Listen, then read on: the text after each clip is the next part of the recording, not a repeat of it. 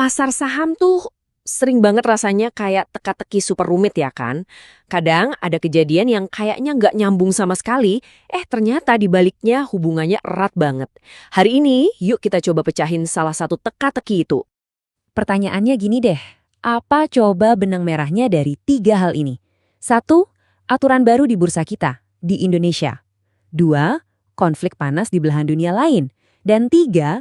Laporan keuangan perusahaan tambang yang profitnya meroket gila-gilaan.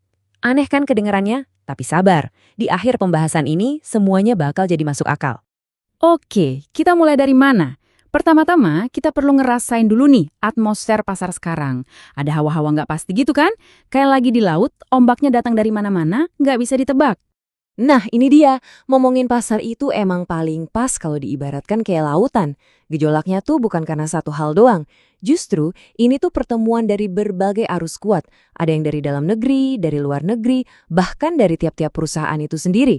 Semua campur aduk dan ya jadilah ombak besar yang kita lihat tiap hari. Yuk, kita bedah satu-satu. Kita mulai dari arus yang pertama, yang datangnya dari rumah kita sendiri. Ada satu peraturan baru nih dari Bursa Efek Indonesia yang lagi jadi omongan panas. Inti dari aturan ini tuh ada di satu kata, free float. Gampangnya gini deh, bayangin sebuah perusahaan itu kayak kue pizza utuh. Nah, free float itu adalah jumlah potongan pizza yang benar-benar dijual bebas buat kita-kita, investor retail, buat dibeli dan dijual. Makin banyak potongannya, makin gampang kan kita buat ikutan jual beli? Nah, itu dia. Dan aturannya sekarang berubah. OJK, Otoritas Jasa Keuangan, menetapkan standar baru. Minimal 15% dari saham perusahaan harus jadi free float. Ini harus udah berlaku sebelum akhir Maret 2026. Ini lompatannya cukup besar loh dari aturan sebelumnya. Nah, disinilah letak dilemanya. Aturan ini tuh kayak pedang bermata dua. Jangka pendeknya ada resiko. Perusahaan yang free float-nya masih di bawah 15% kan harus ngejual lebih banyak sahamnya. Ini bisa bikin harga sahamnya turun karena pasokan tiba-tiba banyak. Tapi, lihat jangka panjangnya. Tujuannya tuh mulia banget. Bikin pasar kita lebih dalam, lebih sehat, dan yang paling penting, lebih dilirik sama investor-investor kakap dari luar negeri. Dan ini bukan cuma omongan kosong, para analis pun setuju. Meskipun ada rasa was-was di awal, mereka ngelihat ini sebagai langkah yang emang harus diambil. Salah satu analis bilang ini katalis positif. Kenapa? Karena dalam jangka panjang, ini bisa mengurangi risiko saham digoreng dan menciptakan pasar yang lebih fair buat semua.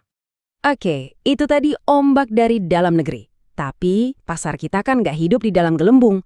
Nah, pas banget Indonesia lagi siap-siap sama aturan baru ini, dari luar negeri datang guncangan yang jauh lebih besar. Sebuah gelombang kejut. Di saat yang bersamaan, di belahan dunia lain, konflik antara Amerika Serikat dan Iran kembali memanas. Ini bukan sekedar berita politik loh. Efeknya itu kayak efek domino yang langsung menjalar ke seluruh dunia, terutama ke urat nadi ekonomi global, energi.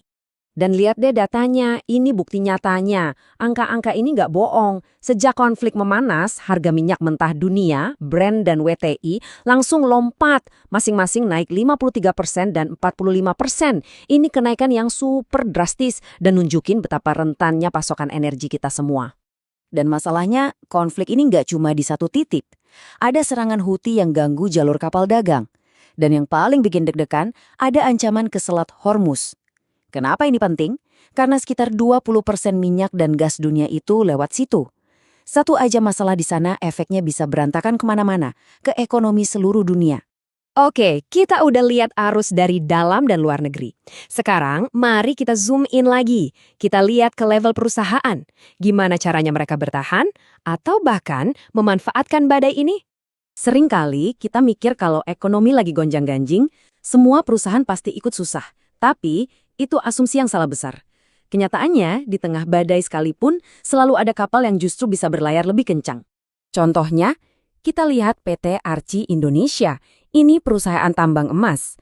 Coba perhatikan baik-baik data ini. Pendapatan mereka naik lebih dari 72% dari tahun sebelumnya. Keren kan? Tapi tunggu dulu, yang bikin melongo itu laba bersihnya. Laba bersihnya meroket. 873,71%. Iya, Anda nggak salah baca. Itu hampir 10 kali lipat. Gimana bisa? Nah, disinilah semua teka-teki tadi mulai nyambung. Di tengah ketidakpastian global, di tengah konflik yang kita bahas tadi, investor itu lari kemana?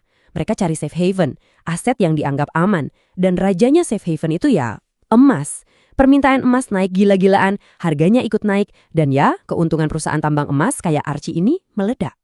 Dan Arsi bukan satu-satunya. Ada cerita menarik lain dari PT Cisadane Sawit Raya, perusahaan kelapa sawit. Mereka justru ngelihat peluang di tengah krisis. Logikanya gini, harga minyak mentah kan mahal banget tuh. Jadi energi alternatif kayak biofuel dari sawit jadi makin menarik kan? Nah, makanya mereka justru berani mau ekspansi, mau mengakuisisi lahan baru. Ini nunjukin kepercayaan diri yang luar biasa di tengah pasar yang lagi nggak jelas. Oke, jadi kita udah lihat 3 kepingan puzzle yang berbeda. Aturan di dalam negeri, guncangan dari luar negeri, dan aksi dari masing-masing perusahaan. Sekarang waktunya kita satuin semuanya dan lihat gambaran besarnya. Jadi, inilah intinya. Volatilitas pasar yang kita rasakan sekarang itu bukan disebabkan satu hal, tapi interaksi dari 3 kekuatan ini. Aturan free float bikin riak di dalam negeri, konflik global naikin harga energi dan nambah resiko, dan di tengah-tengah itu semua, strategi tiap perusahaan lah yang menentukan siapa yang jadi korban dan siapa yang jadi pemenang. Jadi, pelajaran terpentingnya adalah ini. Buat ngerti pasar hari ini, kita nggak bisa lagi mikir parsial, cuma lihat satu sisi aja. Kita harus bisa melihat koneksi-koneksi yang tersembunyi ini. Apa yang terjadi di gedung bursa, di medan perang ribuan kilometer jauhnya, dan di ruang rapat para direktur, itu semua adalah bagian dari satu cerita yang sama. Dan ini ninggalin kita dengan satu pertanyaan besar buat dipikirin. Kalau kombinasi aturan domestik, konflik global, dan strategi korporat bisa menciptakan gejolak sebesar ini, kira-kira gelombang besar berikutnya bakal datang dari mana ya? Inilah teka-teki yang gak akan pernah ada habisnya.